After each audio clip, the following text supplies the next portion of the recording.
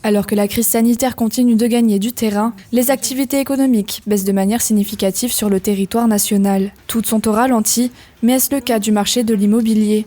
L'année 2019 avait été marquée par de nombreuses transactions, avec des banques commerciales qui prêtaient facilement. Si le pouvoir d'achat des ménages est forcément en train de flancher cette année, la Banque de France et le ministère des Finances ont tout de même souhaité resserrer la vis. Il est vrai que maintenant, les banques demandent plus d'avoir un apport pour pouvoir bénéficier d'un crédit, ce qui n'était pas forcément le cas avant. Ça a contraint les ménages qui n'avaient pas d'apport personnel à revoir leurs projets. Un début d'année compliqué donc pour le secteur de l'immobilier, sans compter que de mars à mai, l'activité a été complètement stoppée et le nombre de prêts accordés a baissé de 43% en glissement annuel.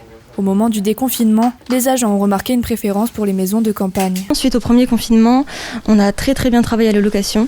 Les gens avaient un très gros engouement pour retrouver un nouveau bien, soit un bien plus grand, soit un bien avec un extérieur. Les gens ne vont pas vouloir replonger dans un confinement sans avoir un petit espace pour pouvoir sortir et prendre l'air. Puis vient la deuxième période de confinement qui marque un nouveau coup dur pour l'immobilier.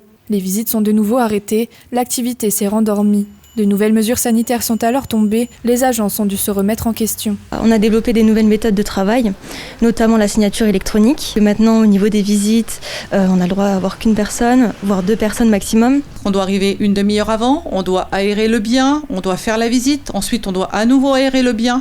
Donc c'est extrêmement contraignant et c'est difficile. Humainement, c'est compliqué parce que l'acquisition d'un bien, c'est quelque chose d'important et on a besoin d'un petit peu d'humanisme et d'échange.